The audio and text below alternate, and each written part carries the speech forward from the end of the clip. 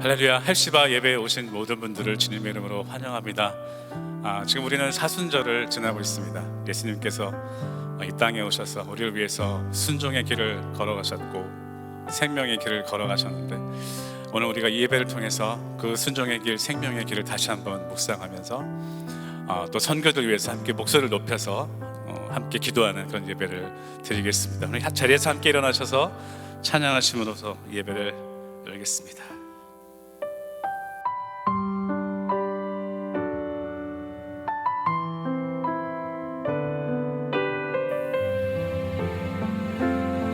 이 세상 가장 아름다운, 이 세상 가장 아름다운 순종의 눈물, 온 세상 다시 빛나게 한 생명의 눈물. 그가 이 땅에 오신, 그가 이 땅에 오신 이후 죽어야 살게 되고 져야만 승리하는 놀랍고 영원한 신비, 지으신 회복시킨 우리의 창조주 그리스도, 십자가의 길로 아버지 뜻 이루셨네. 그가 이 땅에 오신 이유, 그의 우리에게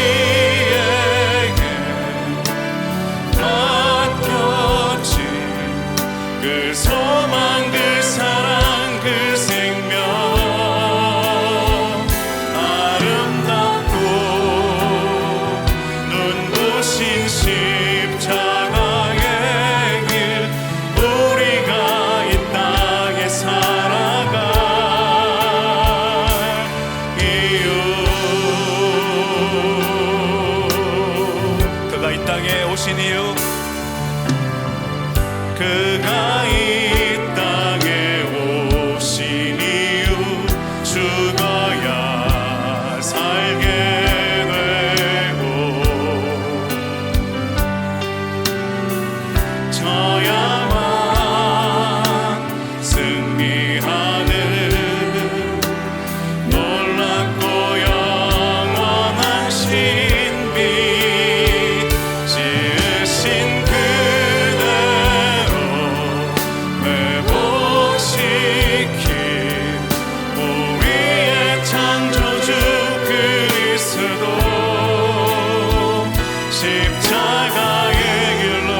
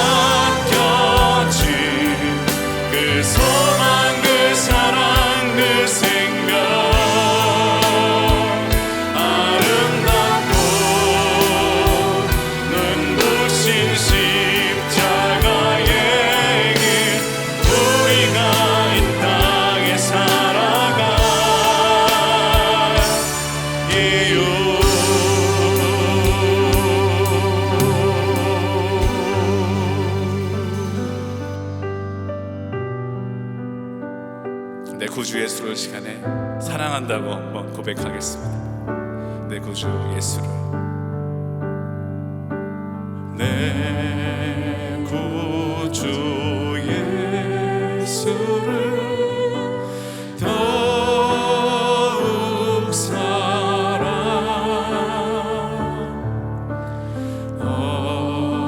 엎드려 비는 말 들으소서. 내 진정 소원, 내 진정 소원이 내 구주 예수를 더욱 사랑, 더욱 사랑. 이전엔 세상 나 기뻤어도,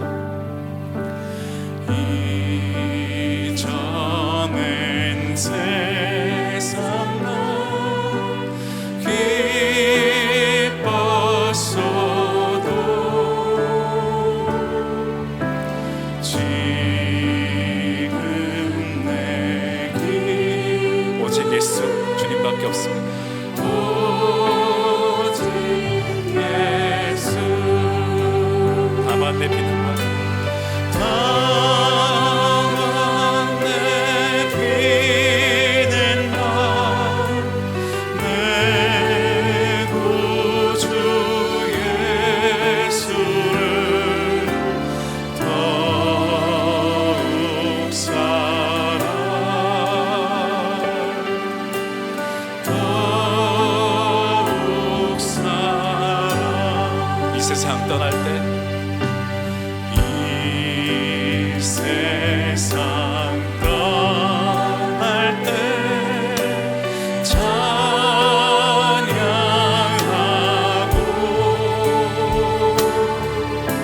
숨질 때 하는 말, 이것일세. 다만 내 믿는 말,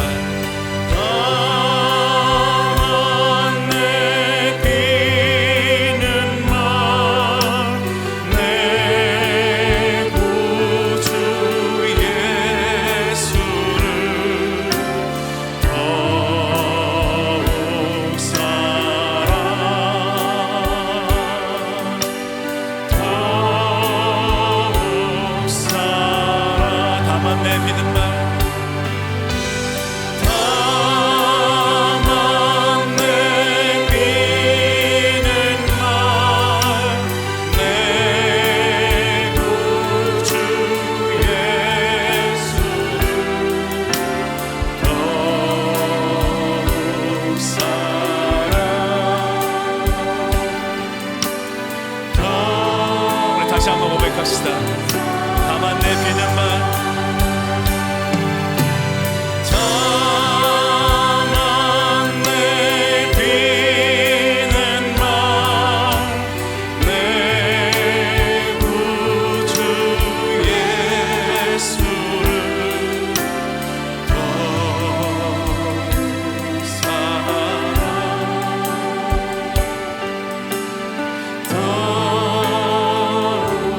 사랑. 하나님 감사합니다. 이 세상 떠나는 날까지 주 예수 그리스도를 더욱더 사랑하기 위하여 우리가 형제를 더욱더 사랑해야 하는 것과 이 세상에 더욱더 가치관을 따라 더 이상 사랑하지 말아야 할 것을 알려주셔서 그 말씀이 한 주일 동안 우리 가운데 머물게 하시고 그 말씀이 우리를 주의 말씀의 길로 인도하게 하시니 감사를 드립니다. 오늘 새벽에 모였습니다. 주의 말씀을 듣고 회개의 길과 생명의 길로 나아가는 시간 되게 하여 주시며 오늘 이 시간 은혜가 필요한 모든 성도들에게 성령께서 크신 은혜를 부어주시는 시간 되게 하여 주시옵소서. 예수 그리스도의 이름으로 기도하옵나이다. 아멘. 네, 우리 자리에 앉으시고요. 성도님들 반갑습니다. 안내 말씀드리도록 하겠습니다. 오늘 오전 10시부터 12시까지 교회학교 크래프트 픽업과 BYM 교재 픽업이 있습니다. 교회 주차장으로 오셔서 필요한 픽업 물품들을 픽업해 가시면 되겠습니다. 그리고 여전한 방식으로 오늘 오후 5시에 영부 예배가 코트야드에서 드려집니다. QR코드를 받으신 분들께서는 바른 시간에 정확한 시간에 나오셔서 함께 예배에 참여해 주시기를 바랍니다. 오늘 하나님의 말씀을 함께 교독으로 읽어 내려가도록 하겠습니다. 오늘 하나님의 말씀은 시편 56편 1절에서 13절까지 말씀입니다. 시편 56편 1절에서 13절까지 말씀입니다. 한 절씩 저와 교독으로 읽어 내려가도록 하겠습니다. 하나님이여 내게 은혜를 베푸소서. 사람이 나를 삼키려고 종일 치며 압제하나이다. 내 원수가 종일 나를 삼키려 하며 나를 교만하게 치는 자들이 많사오니 내가 두려워하는 날에는 내가 주를 의지하리이다. 내가 하나님을 의지하고 그 말씀을 찬송할지라. 내가 하나님을 의지하였은즉 두려워하지 아니하리니 혈육은 가진 사람이 내게 어찌하리까. 그들이 종일 내 말을 곡해하며 나를 치는 그들의 모든 생각은 사악이라. 그들이 내 생명을 욕보하던 것 같이 또 모여 숨어 내 발자취를 지켜보네. 그들이 악을 행하고야 안전하오리까. 하나님이여 분노하사 뭇 백성을 낮추소서. 나의 유리함을 주께서 계수하셨사오니 나의 눈물을 주의 병에 담으소서. 이것이 주의 책에 기록되지 아니하였나이까. 내가 아뢰는 날에 내 원수들이 물러가리니 이것으로 하나님이 내 편이심을 내가 아나이다. 내가 하나님을 의지하여 그의 말씀을 찬송하여 여호와를 의지하여 그의 말씀을 찬송하리이다. 내가 하나님을 의지하였은즉 두려워하지 아니하리니 사람이 내게 어찌하리이까. 하나님이여 주께서 남이 싸움자 내가 감사제를 주께 드리리니 주께서 내 생명을 사망에서 건지셨음이라. 주께서 나로 하나님 앞 생명의 빛에 다니게 하시려고 실족하지 아니하게 하지 아니하셨나이까. 아멘. 한 주일 동안 어떻게 지내셨습니까? 월요일 저녁에 어떤 분께서 이렇게 저녁을 대접해 주셔서 평소에 잘 먹지 못하는 맛있는 저녁을 먹게 되었습니다. 바로 전날 담임 목사님의 말씀을 통해서 그만해야 할 사랑에 대해서 말씀해 주셨는데 전에는 생각이 나지 않았는데 그 맛있는 음식을 대하면서 이런 생각이 나더라고요. 왜 난 이렇게 맛있는 음식 앞에서 한국에 있는 아내의 생각이 나지 않을까. 그런 생각이 문득 나면서 내가 이러한 생각들, 이러한 현상들을 계속해서 이렇게 유지하면서 살아왔었구나. 그렇다고 다른 사람이 생각난 건 아닙니다. 그냥 아내가 잠시 생각이 안 났을 뿐, 음식만 제 눈에 들어왔을 뿐입니다. 그렇다면 하지 말아야 할 사랑 중에 세 번째였던 자기 사랑을 그만하라는 말씀이 저에게 해당이 될 텐데, 그래서 좀 바꿔봐야겠다. 부부간의 사랑도 노력을 해야 한다고 하셨으니 이제 앞으로 좀 그러한 좋은 것들이 있으면 아내가 생각날 수 있도록 내가 좀 바꿔봐야겠구나라는 생각을 했습니다. 그래서 수요일 날 이제 새벽에 사역자들이 운동을 하는 시간이 있습니다. 정말 오랜만에 아주 좋은 경치를 보는 곳에서 새벽에 이렇게 같이 운동을 하는데 너무 멋있는 경치가 보이는 거예요. 근데 문득 무슨 생각이 났을까요? 월요일 날 내가 이렇게 한번 아내를 생각해 보기로 하자라는 마인드를 가지니까 아내가 생각이 나더군요. 그래서 일주일 동안 또 하나님의 말씀이 저에게 머물러 주셔서 감사한 한 주였고, 또 여러분들도 매일 말씀과 또 주일의 말씀이 계속 여러분들의 삶 가운데 여러분들의 삶을 이끌어 가시고 여러분들의 삶을 계속해서 완성해 가시는 일들이 이어지시기를 축원하면서 오늘 말씀 또한 그러한 마음으로 함께 나누길 원합니다. 여러분들은 그 취미가 무엇이세요? 저는 결혼하기 전에 취미가 캠핑과 낚시였습니다. 제 성향이 이렇게 사람들이 많은 복작복작거리는 곳보다는 혼자 이렇게 캄하고 조용한 곳을 좋아하는 성격이에요. 그러다 보니까 친구들과 막 놀러 액티비티 하러 밖으로 막 나가기보다는 결혼하기 전에는 그 캠핑을 할 수 있는 텐트를 하나 들고 또 낚시 장비를 하나 들고 1박 2일로 이렇게 캠핑을 가는 일들이 종종 있었습니다. 결혼을 해서는 그러면 안 됐었는데 결혼을 해서도 신혼 때 약간 그게 끊어지질 않아서 아내가 약간 힘들었던 기억이 있었는데요. 하루는 그 대학교 때 방학 때였는데요. 그렇게 또 하루도 캠핑을 해보리라 하고 낚시 장비와 또 텐트를 챙겨서 떠나려고 했습니다. 그때 마침 대학교에서 같이 사역팀에서 같이 활동을 하던 제 후배 남자 친구가 저에게 이런 얘기를 하는 거예요. 캠핑 가실 거예요? 형 같이 가요. 그러는 거죠. 그래서 둘이 가는 거 별로 안 좋아하는데 그래도 너무 좋아한다 그러니까 같이 가자고 하고 길을 나섰습니다. 그래서 시간을 정하고 이제 차를 운전하면서 가고 있는데 제가 물어봤어요.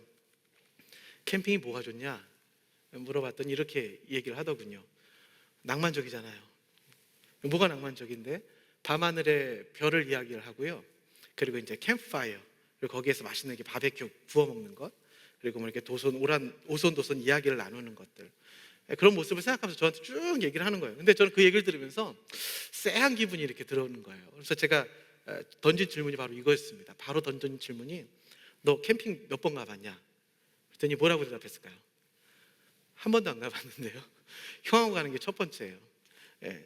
그런데 뭐가 그렇게 좋다고 얘기를 하는 거야? 좋잖아요. 낭만적이잖아요. 그렇게 해서 캠핑을 1박 2일 마쳤습니다. 예. 그래서 돌아오는 길에 제가 다시 한번 물어봤어요.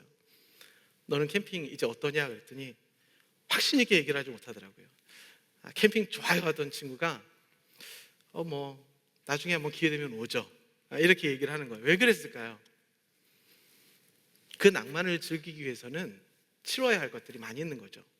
그리고 정말 캠핑을 좋아한다고 얘기하는 사람들은 오히려 그런 낭만보다도 캠핑 가서 그 불편함을 더 좋아하는 사람들입니다. 예. 바닥은 차갑고 냉기가 올라오고 또 불을 피우기 위해서는 상당히 많은 손이 가야 하고 또 벌레도 때로는 달려들고 비가 오면 비도 맞아야 하고요. 또 햇볕이 너무 뜨거우면 그늘이 없어서 그 더위도 감수해야 되는 것이 캠핑입니다. 그런 것들을 감수할 수 있는 사람이 그 친구가 얘기했던 캠핑의 낭만을 누릴 수 있는 사람이라는 것이죠. 저는 신앙생활도 마찬가지라고 생각합니다. 여러분은 신앙생활이 어떤 것이라고 생각하십니까? 예수 믿는 사람은 하나님이 보호하셔서 늘 빛 가운데, 화평 가운데, 그리고 하나님이 지켜주시는 든든함 가운데 잘 살아가는 것이라고 생각을 하십니까? 맞습니다. 마치 캠핑이 그런 것이 맞는 것처럼 그 또한 맞는 말이에요. 그런데 그렇게 예수 믿는 신앙의 삶이 그러한 것들을 아무런 삶의 사건과 여러 가지 하나님께서 우리에게 주신 고난이 없이 누릴 수 있는 것이 결코 아니라는 것입니다. 오늘 우리는 다윗의 시를 읽었습니다. 그리고 다윗에 대하여 다시 한번 우리가 말씀에 귀를 기울일 거예요. 제가 다윗의 일생의 여러 에피소드를 제가 생각나는 것만 한번 추려봤어요. 굉장히 많은데 제가 생각나는 것만 이렇게 한번 추려봤습니다. 왕이 되기 전에 한번 보았더니 사무엘에게 기름 부음을 받았던 사건이 있었고요. 그래서 사울의 궁중 악사가 되었었던 일이 있었고, 또 그 어린 나이에 블레셋의 장군 골리앗을 물맷돌 한나로 죽였던 사건이 있었습니다. 그리고 요나단과 굉장히 친했던 시절이 또 기억이 나고요. 또 사울을 피해서 10여 년간 정말 온갖 고생을 다하면서 광야를 유리하면서 지냈던 시절이 생각이 납니다. 그러고 나서 이제 고생 끝, 행복 시작, 30세에 드디어 헤브론에서 왕위를 기름 부음을 받고 왕이 됩니다. 그 다음에 또 어떤 에피소드가 있는가 또 생각나는 대로 한번 적어봤어요. 이런 일들이 있었더군요. 법궤를 드디어 예루살렘으로 옮긴 또 하나님께서 기뻐하시는 일을 했고요. 1차, 2차 정복전쟁을 하였고, 또 우리아의 아내를 취해서 하나님 앞에 범죄하고 또 심지어는 살인까지도 하게 되었습니다. 또 시간이 지난 뒤에는 자신의 아들인 압살롬이 반역을 하여서 그 아들이 아버지를 죽이겠노라 군병을 이끌고 칼을 들고 쫓아오는, 그래서 도망을 다니는 다윗의 일생이 있습니다. 여러분, 다윗은 예수 그리스도의 자손의 정점이 있는 분입니다. 다윗의 자손 예수 그리스도이시죠. 왜 다윗의 많은 부분들을 우리에게 이렇게 기술하시면서 우리에게 다윗의 삶을 보여주실까요? 이것은 하나님께서 의도하신 것이죠. 우연이 아니죠. 그런데 여러분, 더 재밌는 것은 다윗에게 특별한 하나님께서 우리에게 보여주시는 콤비네이션이 있는데, 우리가 역사적으로 이렇게 다윗의 삶을 기술한 것을 객관적으로 볼 수 있는 장면이 있는 반면에 또 하나, 시편이라는 것이 있어요. 이 시편은 무엇이냐면, 다윗이 그렇게 삶을 지나고 이 많은 순간을 지날 때에 그냥 그러하였다가 아니라 그때에 다윗의 마음에 하나님을 향하여 어떠한 마음을 갖고 있었는가라는 것이 같이 이렇게 콤비네이션으로 짝을 이루어서 우리에게 하나님께서 의도적으로 보여주고 계세요. 이 세상에 희노애락, 흥망성쇠, 다윗 정도면 다 겪은 것 아닐까요?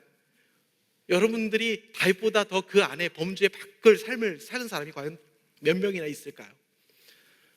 우리의 모든 삶이 어쩌면 그렇게 신앙생활을 캠핑을 한 번도 안 해본 사람이 캠핑은 낭만적인 거예요, 신앙은 이래야 해요 라고 하고 추상적인 생각을 갖고 있는 사람들에게 하나님께서 한번 손을 대리고 그런 거라고 생각하니 한번 나와 같이 믿음의 삶이 어떤지 가볼래? 라고 친절하게 우리에게 믿음의 삶, 신앙을 이어가는 삶, 신앙하는 삶이 어떤 것인지 보여주고자 하나님께서 지침서를 우리에게 분명히 다윗의 삶을 통하여 보여주셨다고 저는 보고 있습니다. 여러분, 질문을 하나 드리겠습니다. 여러분, 다윗의 삶 중에서 가장 다윗이 믿음이 좋았던 삶이 언제라고 생각하시나요? 한번 이런 질문을 가지고 계속해서 말씀을 이어갔으면 좋겠습니다. 그리고 오늘은 제가 실행위원회 전에 한번 예배 때, 공식적인 예배 때 이렇게 설교를 한 적이 있지만 이제 실행위원회에서 제가 이렇게 인터뷰에 패스가 되고 정식으로 사역자가 되어서 처음으로 공적인 예배 설교를 하게 되는 시간이라 오늘은 이 본문에 또 다윗의 삶에 저의 삶을 조금 녹여내어서 큐티 묵상을 한 설교를 함께 한번 나누어 보고자 합니다. 신앙하는 삶은 첫째로 믿음이 좋아도 힘든 일은 힘이 듭니다. 1절, 2절, 5, 6, 7절을 제가 읽도록 하겠습니다. 하나님이여 내게 은혜를 베푸소서. 사람이 나를 삼키려고 종일 치며 압제하나이다. 내 원수가 종일 나를 삼키려 하며 나를 교만하게 치는 자들이 많사오니 그들이 종일 내 말을 곡해하며 나를 치는 그들의 모든 생각은 사악이라. 그들이 내 생명을 엿보았던 것과 같이 또 모여 숨어 내 발자취를 지켜보나이다. 그들이 악을 행하고야 안전하오리까. 하나님이여 분노하사 뭇 백성을 낮추소서. 이게 언제 쓰여진 시냐 하면요, 제가 아까 다윗의 여러 가지 있었던 삶의 사건들을 나열해 드렸죠. 근데 제가 나열하지 못한 습관이 또 굉장히 많다고 말씀을 드렸잖아요. 그 나열하지 못한 사건 중에 또 하나입니다. 표제어를 보면 있는데요, 특별히 이 시는 표제어가 3개나 붙어 있어요. 다윗의 믹담이라고도 하고 요낫 엘렘 르호김에 맞춘 노래라는 표제어와 다윗이 가드에서 블레셋인에게 잡힌 때에 라고 말하고 있습니다.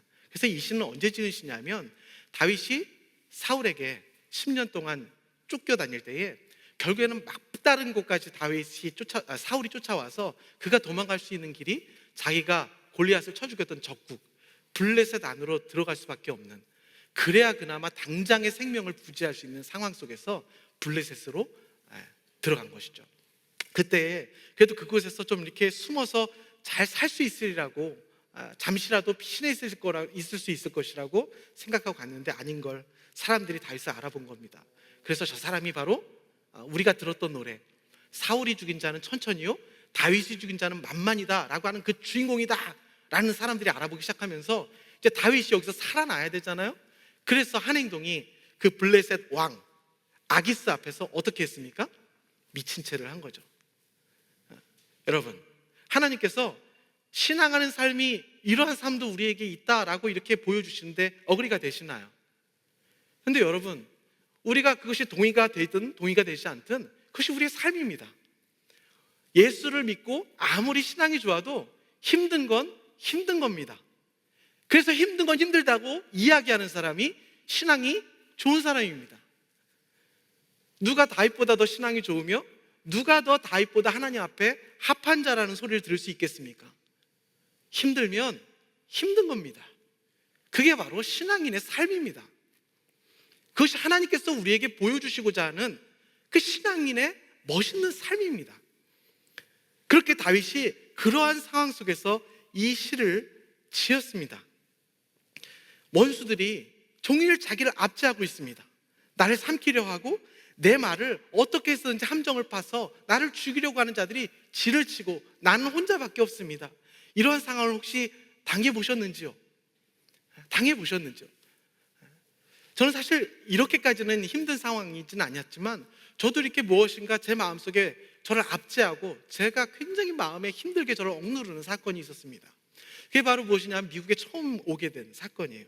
제가 미국을 처음 왔던 때가 2008년이었습니다.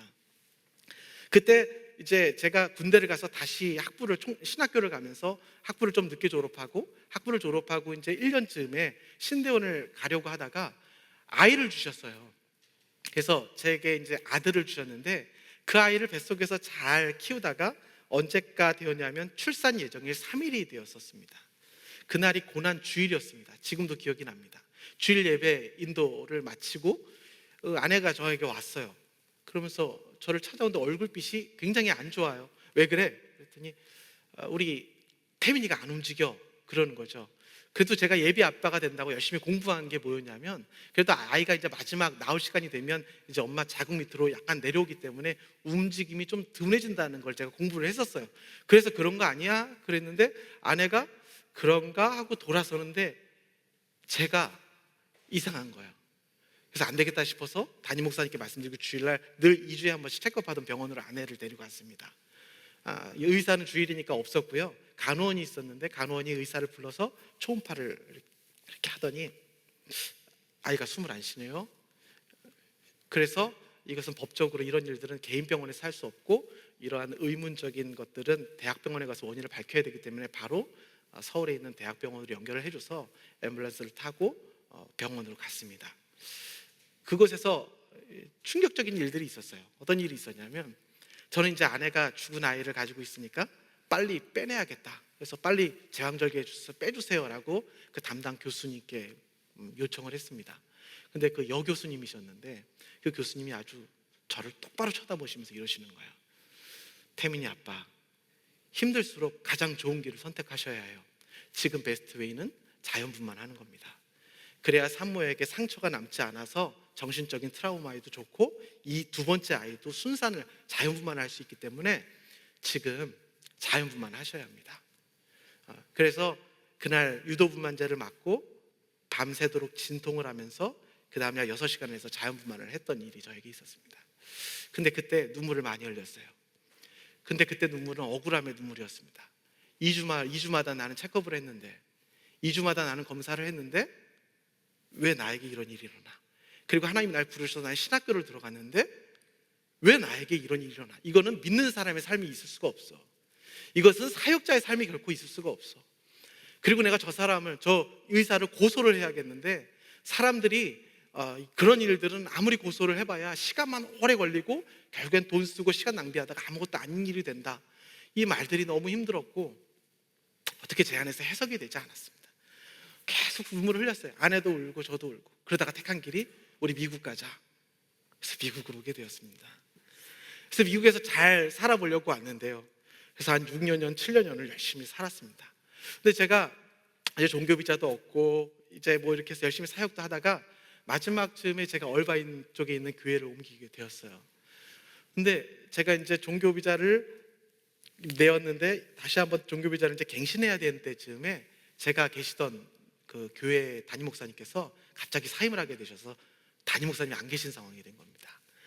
그래서 제가 종교 비자가 굉장히 이렇게 다시 한번 갱신하는데 어려운 상황이었는데 누구도 이렇게 돌봐줄 수 없는 상황이라 7년의 미국 생활을 단 10며칠 만에 정리를 하고 들어가야 했어요. 한국을 들어갔는데 12불을 가지고 17년의 생활을 정리하고 들어가게 되더라고요. 근데 아직 학교도 미국에서 졸업을 못했고요. 너무 힘이 들었습니다. 그때에 저는 그렇게 생각했어요. 나는 사역의 길을 가는데 이렇게 힘들면 안 되지. 하나님이 날 버리셨나? 왜 나에게 이런 일이 일어날까? 이것은 믿는 자의 삶이 아니라고 생각을 했어요. 여러분은 어떻게 생각하십니까? 혹시 다윗과 같은 이런 일이 일어난다면 여러분은 어떤 눈물을 흘리시겠습니까? 저는 원망의 눈물을 흘렸습니다. 네. 그러면서 하나님께서 오늘 또 계속해서 이렇게 말씀하십니다. 진정한 신앙의 삶이라는 것은 두 번째, 눈물은 주님의 병에 담아야 합니다. 3절 4절을 제가 읽겠습니다. 내가 두려워하는 날에는 내가 주를 의지하리이다. 내가 하나님을 의지하고 그 말씀을 찬송하올지라. 내가 하나님을 의지하였은즉 두려워하지 아니하리니 혈육을 가진 사람이 내게 어찌하리이까. 요즘 우리가 아침 말씀 묵상을 통해서 얻고 있는 이 시편의 전체적인 내용의 중심이 무엇입니까? 여러분들은 계속해서 아침 말씀을 묵상하고 계시죠? 이것이 바로 하루하루 살아가는 힘입니다. 여러분 잊지 마십시오. 근데 계속해서 시편 말씀을 읽다 보면 계속 겹치는 그 문장과 문구들이 있지 않아요? 그게 바로 중심인데요. 그게 바로 뭡니까? 하나님을 의지하는 것이죠. 여호와의 인자하심을 의지하는 사람과 하나님이 없어서 하나님이 없다 하고 자기를 의지하고 하나님을 의지하지 않는 사람, 바로 이것이 지금 계속해서 동일하게 우리에게 보여주고 있는 아침 말씀의 패턴이라고 저는 생각을 합니다. 그러면서 오늘 다윗은 이 상황에서 무엇을 말을 하냐면, 내가 두려워하는 날에는, 믿는 사람도 힘든 게 당연한 거라고 말씀하고 계십니다. 그리고 다윗도 지금 내가 두려워한다고 얘기를 해요. 안 두려운 게 아니라 하나님을 믿고 하나님이 나를 기름 부으심을 받아서 나 이제 이스라엘의 왕이 될 사람인데도, 기름 부음을 받은 자인데도 두려울 땐 두렵다는 거예요. 근데 두려울 때 다른 것이 바로 무엇이냐면, 두려울 때 세상 사람처럼 세상 사람들과 똑같은 생각을 하고 앉아있는 것이 아니라 하나님을 의지하는데, 그러니까 하나님을 의지하는 것이 바로 이것이라는 거예요. 하나님의 말씀, 그 말씀을 찬송한다고 오늘 두 번이나 걸쳐서 말씀을 하고 있는 거죠. 다른 거 없습니다, 여러분. 하나님을 의지하는 게 무엇일까요? 하나님의 말씀을 의지하고 그 말씀이 어떻게 나에게 말씀하시는가, 그 말씀을 붙드는 것 외에 다른 것으로 하나님을 의지하는 것이 있다면 좀 저에게 말씀해 주셨으면 좋겠어요. 오늘 다윗은 내가 두렵다는 거예요. 너무 두려운데, 이 두려울 때 하나님께서 우리에게 보여주시는 이 희망하는 삶은 바로 무엇이냐면, 하나님을 의지하고 그 의지한다는 것은 구체적으로 그날 말씀, 주의 말씀을 되새기면서 그 말씀 안에서 하나님의 나에게 향하신 뜻을 붙잡으려고 노력을 하는 것이라는 것이죠. 이것이 바로 두려운 가운데 신앙하는 자의 삶의 태도라는 거예요. 두려운 일이 있다는 거예요. 그런데 그 두려움 속에서 세상 사람과 신앙하는 하나님의 믿음을 가지고 살아가는 삶은 바로 이 차이점이 있다라고 이야기를 하고 있는 것입니다. 재미있는 것이 앞에 구절은 사람들이 나를 곡해하는 사람들의 말 때문에 힘든 것이죠. 사람들의 말 때문에 두렵고 그들이 그 말로 인하여 나를 죽일 것 같지만, 이 시편 기자 다윗이 의지하는 것은 변치 않는 하나님의 말씀을 의지하는 거예요. 언어가 두 개, 말이 두 개가 있잖아요. 여러분 혹시 사람의 말을 의지하시나요? 여러분, 나를 곡해하는 사람의 말도 위험하지만 잘 들으세요. 나를 칭찬하고 하나님의 말씀 밖에서 나를 좋다라고 하는 말도 굉장히 위험한 말이에요. 사람의 말은 다 위험한 말이에요. 하나님의 말씀으로 하지 않는 사람의 말은 다 위험한 말이에요. 내가 기분이 좋다고 위험하지 않은 게 아니에요. 여러분, 결혼을 잘했는데 막 결혼 생활이 힘들어서 난 지금 중내 산에 하는 이유가 무엇입니까? 초반기에 저 남자가 나를 사랑했다라고 얘기했잖아요. 그죠? 저 여자가 나를 사랑했다라고 얘기한 그 말 때문에 결혼한 거잖아요. 여러분, 하나님의 말씀으로 녹여내서 말하지 않는 말들은 다 위험한 말이에요. 그래서 오직 우리는 하나님의 말씀을 붙들어야 사는 줄 믿습니다. 그렇게 하나님의 말씀을 붙드는 자는 결국엔 그 말씀을 붙들 때 힘드니까 무엇이 나올까요? 눈물이 나오죠. 8절 보겠습니다. 나의 유리함을 주께서 계수하셨사오니 주여 나의 눈물을 주의 병에 담으소서. 이것이 주의 책에 기록되지 아니하였나이까. 이 주님의 병에 쏟는 눈물은 하나님을 모르는 사람들이 흘리는 그 억울한 눈물, 분노의 눈물, 그리고 그 눈물로 인하여 일어나는 상처와 트라우마를 만드는 눈물이 아닙니다. 하나님께 흘리는 눈물은 어떠한 트라우마도 치료가 되고요, 하나님 앞에서 흘리는 눈물은 어떤 상처도 치료가 되고요, 하나님 앞에서 흘리는 눈물은 코로나도 지나가게 하시는 줄 믿습니다. 이것이 바로 믿는 자. 오늘 우리에게 하나님께서 너는 신앙하는 삶이 어떤 삶이라고 생각하니 하면서 다윗의 수많은 사건들을 우리에게 보여주시면서 정말로 신앙하는 삶을 살고 싶니? 나랑 같이 가보자 하면서 한켠으로 또 오늘 우리를 데려가는 것이라고 좀 믿습니다. 그렇게 한국으로 들어왔습니다. 12불을 들고요. 11불 가지고 갈 수 있는 데가 어디 있을까요? 장인 장모 집으로 들어갔습니다. 그래서 장인 장모 아파트로 들어가서 그 좁은 방 안에 우리의 모든 삶을 집어넣어놓고 그곳에서 살기 시작했습니다. 그리고 학교를 졸업하지 못해서 학교를 다녀야 했는데, 그래도 한국에서 가자마자 살아야 하잖아요. 그렇다고 풀타임으로 학교를 다닐 수가 없는 상황이라서 MDB가 있는 야간신 학교를 좀 들어갔습니다. 그리고 낮에는 노가다를 했습니다. 그러면서 계속 눈물을 흘렸습니다. 어떻게 나에게 이런 일이 일어날 수 있습니까? 기름 부음을 받으셔서 저는 부었다고 생각하고 이렇게 주에게를 가는데 왜 저에게 이런 일을 주십니까? 억울한 눈물이 들었습니다. 그러면서 1년, 2년, 3년이 지나면서 저는 딱 생각이 하나 든 게 있어요. 난 미국은 쳐다도 안 본다. 난 미국이란 땅은 쳐다보기도 싫다. 제 아내도 그랬어요. 이제 미국은 우리에게 없다. 정말 미국 쪽으로는 돌아보기도 싫다. 이런 생각, 트라우마가 저에게 생긴 거죠. 그런 눈물을 흘리면 흘릴수록 트라우마가 저에게 생기는 거예요.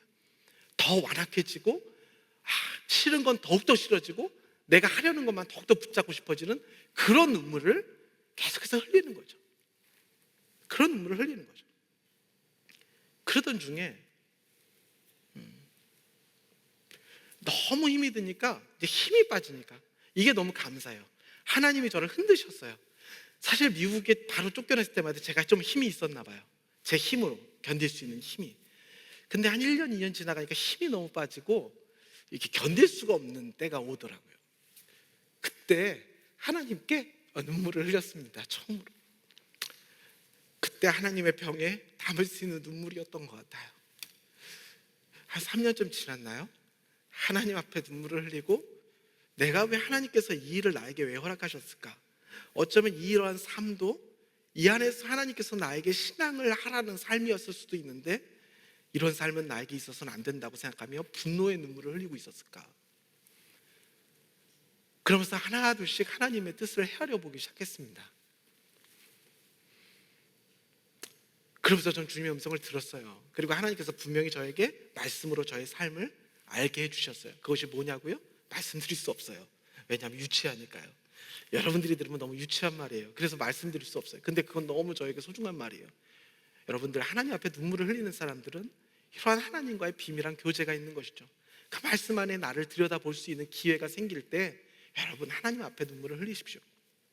놀라운 일이 일어나는데요. 참 그렇게 처음으로 내가 왜 이런 일들, 왜 아이를 데려가셨고 왜 내가 이렇게 미국에서 이런 일들 하고 내가 사역자인데 이렇게 고생을 하고 있을까 하는 생각이 들기 전까지는 정말 하나도 풀리는 게 없었어요. 분노만 일어나고, 싫은 건 더욱더 싫고, 내가 그냥 잡으려는 것만 더욱더 붙잡고. 그런데 여러분, 하나님 앞에 흘리는 눈물, 그것은 하나님이 결코 잊지 않으십니다.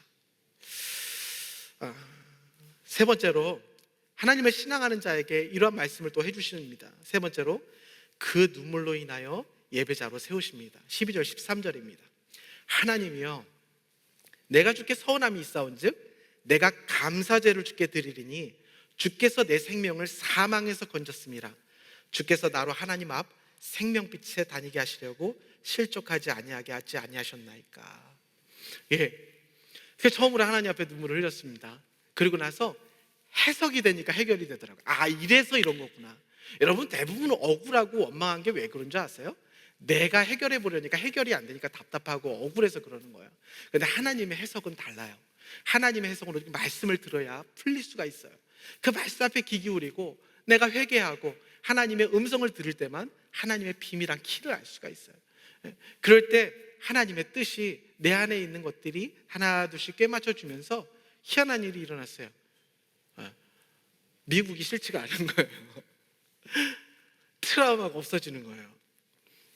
실제로 그렇더라고요. 그러면서 미운 것이 없어지고, 이제 내가 이렇게 살아가는 것이구나. 어떤 확신이 또 한 가지 생겼냐면, 이제 내가 이러한 삶을 누군가에게 좀 나눠줘야겠다. 전에는 억울해서 감추려고 했는데 지금 이것처럼 복음의 재료로 써야겠다. 누군가 나처럼 힘든 사람이 있을 텐데 그것도 하나님께서 신앙하라고 주신 삶이에요 라고 이야기를 해줘야겠다라는 생각이 저에게 막 일어나는 거예요. 보세요, 오늘 다윗이 하나님 앞에 눈물을 흘렸더니 서원함으로 하나님 앞에 감사제를 드렸다고 합니다. 이것이 바로 하나님 앞에 예배를 회복하는 것이고 사명을 회복하게 되는 것이죠. 분노의 눈물, 억울함의 눈물, 세상의 사람들과 똑같이 안 돼서 흘리는 불안함의 눈물은 내 안에 트라우마와 상처와 사람에 대한 미움을 키우지만, 하나님을 향하여 하나님의 병에 담는 눈물은 감사를 회복하고 하나님 앞에 예배가 회복되고 다시 한번 소명이 회복되는 줄 믿습니다. 여러분, 그러던 중에 이렇게 미국에서 혹시 자리가 하나 비었다는 소리가 들렸어요. 제가 한 3년 전에 저희 동부에 있는 교회에서도 한번 그런 얘기가 있었을 때 제가 막 화를 내면서 안 가요 이랬던 적이 있었거든요. 그런데 그렇게 회복이 되고 한 2년 정도 더 지난, 작년 좀 지나서죠. 그런 얘기가 되니 갑자기 어떤 마음이 있는지 아세요? 나 거기 가서 이 마음으로 다시 한번 사역해보고 싶다 라는 마음이 드는 거예요. 트라우마가 있으신 분들 있으세요? 그리고 사람이 되게 싫어서 그 사람은 넘어가지 못하는 사람이 있으세요? 하나님 앞에 눈물을 좀 흘리셔야 해요. 하나님의 호리병에, 그 병에 담기는 소중한 눈물을 좀 흘리셔야 해요. 혹시 그게 안 돼서 하나님이 막 흔들고 계시다면, 저처럼 좀 하나님이 흔드셨다면, 그 눈물 한 방울을 얻고자, 하나님의 병에 담긴 눈물 한 방울을 얻고자 하나님이 지금 흔들고 계시다면 얼른 좀 이렇게 흔들어서 좀 그 눈물을 좀 흘려보세요. 하나님의 말씀 앞에 좀, 그 말씀 앞에 좀 서보세요. 그거밖엔 답이 없어요. 그거밖엔 답이 없더라고요. 여러분, 제가 말씀 시작하기 전에 질문을 드렸습니다. 여러분, 다윗이 가장 믿음이 좋았던 때는 언제였다고 생각을 하십니까? 저는 이러한 마음이 들기 전까지는 다윗은 그때였다고 생각해요.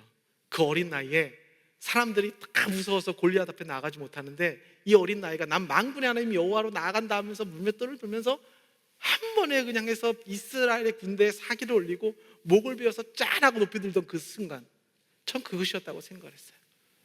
근데 요즘은 그런 게 좀 달라요. 하나님이 저를 이끌고 다윗의 삶을 통해서 신앙하는 삶은 이런 것이야 라고 하면서 하나 둘씩 신앙하는 삶을 배워가면서 제가 느끼는 건, 미친 채 하다가 울면서 하나님 저를 좀 불쌍히 여겨주세요 하면서 하나님을 의지하는 이 순간이 진짜 믿음 있는 삶이라고 저는 보여져요.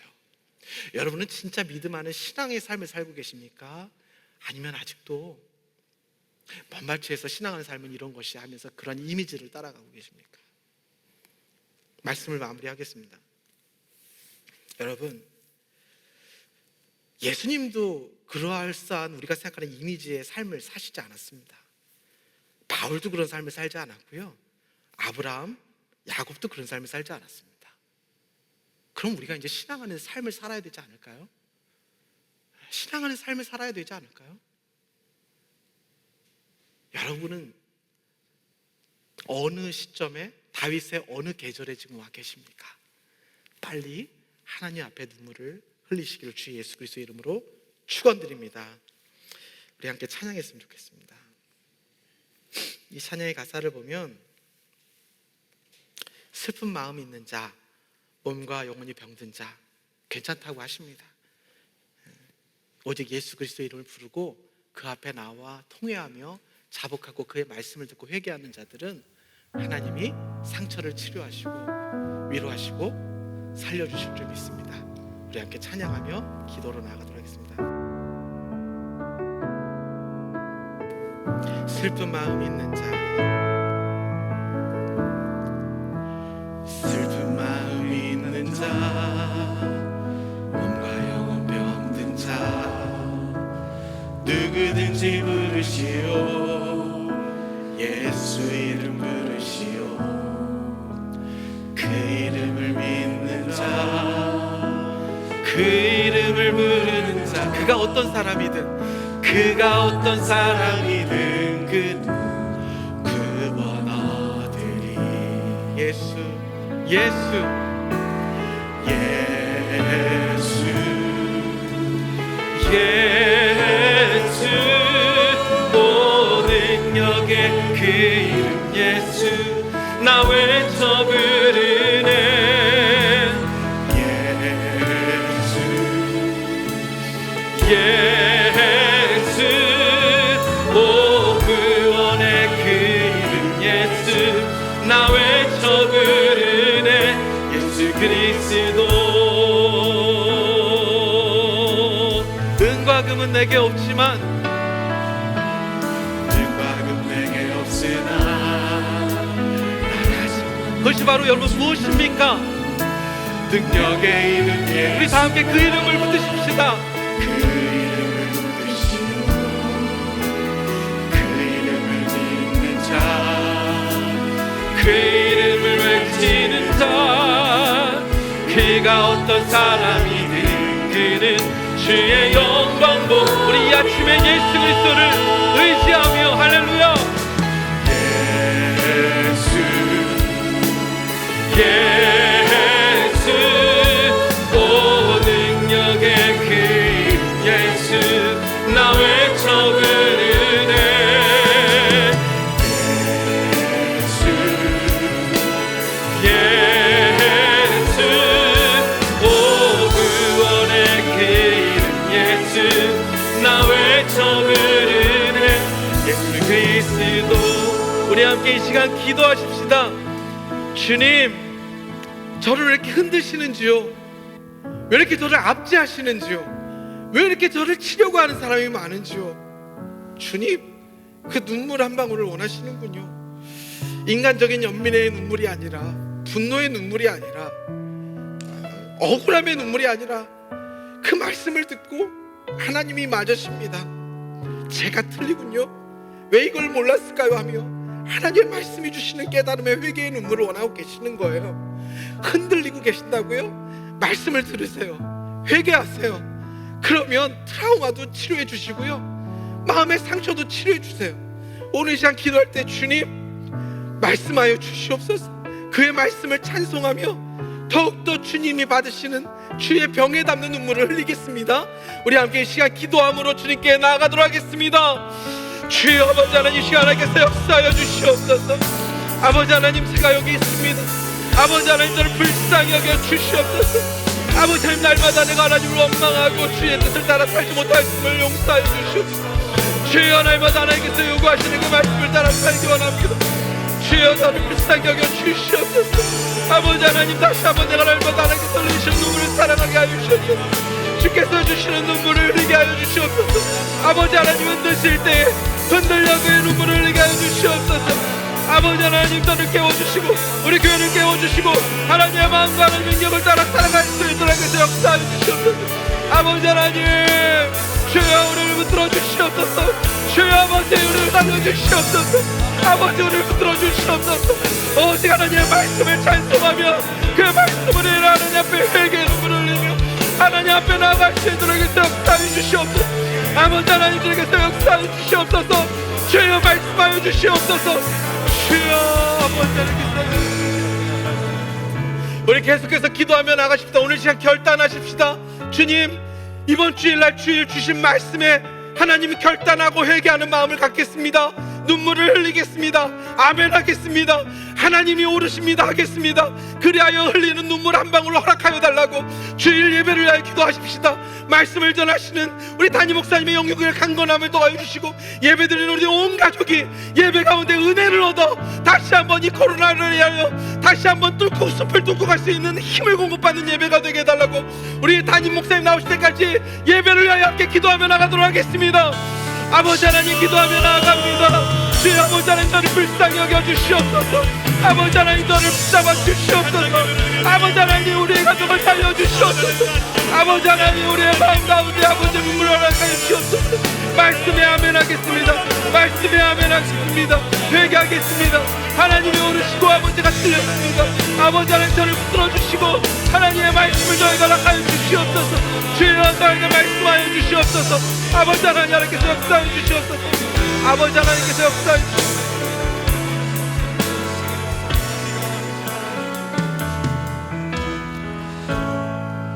이 시간에는 계속해서 우리 파송 선교사님을 위해서 기도하도록 하겠습니다.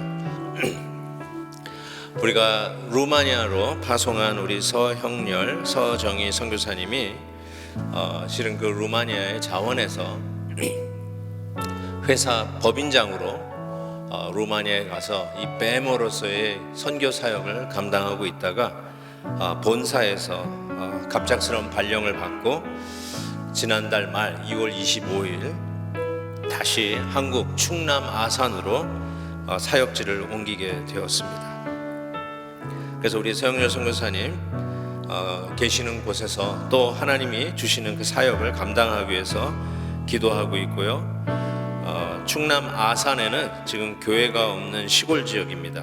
그 마음을 그곳으로 하나님이 다시 허락하셔서 그곳을 사역지로 믿고 배머로서 비즈니스 애즈 미션, 선교사적인 사명을 계속해서 이어가려고 합니다.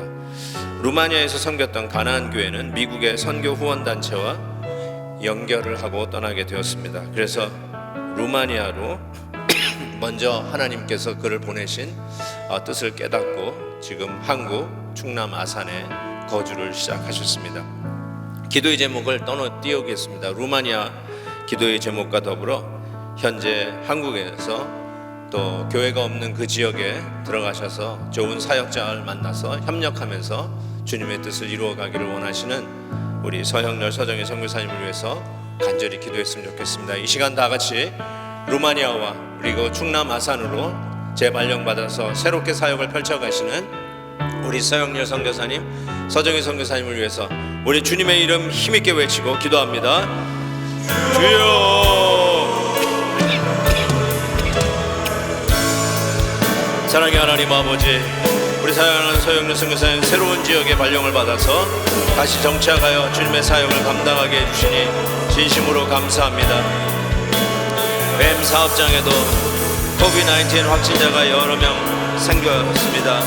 코비드-19으로부터 하나님 그 사역 현장을 지켜주시고 팬데믹이 속히 진정되어서 선교사역이 정상화될 수 있도록 우리 하나님께서 함께해 주시기를 기도합니다. 현지 목회자가 너무 많이 부족합니다. 체계적으로 양육될 수 있는 길이 속히 열릴 수 있도록 도와주옵소서. 예배가 중단되는 일이 없도록 현지인 교회와 목회자의 필요를 채우는 일을 감당하고 하나님의 여러 어려움 처한 교회들과 연결해 주시기를 간절히 기도합니다. 뱀 사업장과 저희들을 보내신 영혼들을 순수한 사랑으로 섬김으로써 이들을 주님을 만날 수 있도록 함께 주옵소서. 항상 성령 충만하고 깨어있어서 사역보다 사람을 귀하게 여기는 선교사가 될 수 있도록 주님 함께하여 주시옵시고, 특별히 교회가 없는 시골 지역에 교회를 개척하여 동역할 수 있는 목회자를 만날 수 있도록 주여 도와주시옵소서. 반기독교 정서가 한국 사회 전반에 만연한 가운데 영적 전쟁에서 넉넉히 승리할 수 있도록 하시고, 주님을 모르는 시골 지역의 영혼들을 주의 사랑으로 섬겨서 복음이 전해지게 하여 주시옵소서. 하나님 믿습니다. 사랑의 하나님 아버지, 루마니아를 향한 우리 하나님의 뜻이 분명히 있음을 믿습니다. 사랑하는 우리 서형렬 서정희 선교사님 그곳으로 파송하여 섬기게 해주시고 현지의 사역자들과 협력하면서 그곳의 교회를 건강하게 세울 수 있도록 역사해 주시니 너무나도 감사합니다. 특별히 법인장으로 섬겼던 그 지역에 수많은 복음의 씨앗들 뿌려놓은 것들 하나님 반드시 때가 되매 추수할 때가 있을 것을 믿습니다. 하나님의 뜻 가운데 다시 릴로케이션 된 충남 아산 그 시골에 교회가 없는 바로 그 지역에 다시 귀한 사역을 하나님이 주신 비전으로 펼쳐가기를 원합니다. 반기독교인 정서가 팽배해 있는 한국 사회, 특별히 이런 어려운 시기에 하나님 정말 건강하고 이 세상의 소망이요 빛이 되는 귀한 교회를 섬길 수 있도록 하나님 좋은 목회자 함께 만나서 동역하는 진정한 이 시대의 배모 선교사로 우리 하나님이 인도해 주시기를 간절히 기도합니다. 사랑의 하나님 아버지, 분명히 믿습니다. 오늘도 우리 주신 말씀처럼 심지어는 우리의 상처와 우리의 눈물과 우리의 안타까움과 우리의 연약함도 우리 하나님의 손에서 귀하게 쓰임받을 줄 믿습니다. 내가 겪었던 바로 그 과거의 어두운 그늘이 혹 오늘 이 시간에 어두운 그늘을 통과하고 있는 이웃을 향한 우리 하나님의 부르심이 아닌지 기억하게 해주시고 찾아가 위로하며 협력하며 함께 기도하며 하나님을 의지하는 놀라운 우리 주님의 치유하심이 그 현장마다 있게 해 주시옵소서. 이제는 우리 교회 머리 되시는 예수 그리스도의 은혜와 그 아들을 우리에게 주시기까지 사랑하신 아버지 하나님의 크신 사랑하심과 오늘도 우리의 아픔도 하나님의 귀한 은사로 사용하시며 남을 치유하며 섬기는 일에 쓰이도록 역사하시는 성령 하나님의 교통하심이 사랑하는 당신의 백성들 머리머리 위에, 그리고 루마니아에서 이제 다시 충남 아산으로 사역지를 옮기며 섬기는 우리 서형렬 선교사님과 서정희 선교사님과 그 사역과 그리고 가족들과 그리고 지금까지 섬겼던 루마니아와 그 사역 현장들 위에 지금부터 영원토록 함께 있을지어다. 아멘. 주님 감사합니다. 네, 헵시바 기도회를 마쳤습니다. 오늘 영부 예배도 우리 성도님들을 만나겠지만 주일 예배 1부와 2부 현장에서 대면으로 우리 성도님들을 만날 것을 생각하니까 너무나 가슴이 벅찹니다. 속히 뵙기를 원하고요. 좀 더 안전해져서 더 많은 성도님들이 이곳 예배당에서 하나님을 찬양하며 예배하는 날이 속히 오기를 기대합니다. 건강 유의하시고요. 다시 만날 때까지 강건하십시오. 안녕히 계십시오.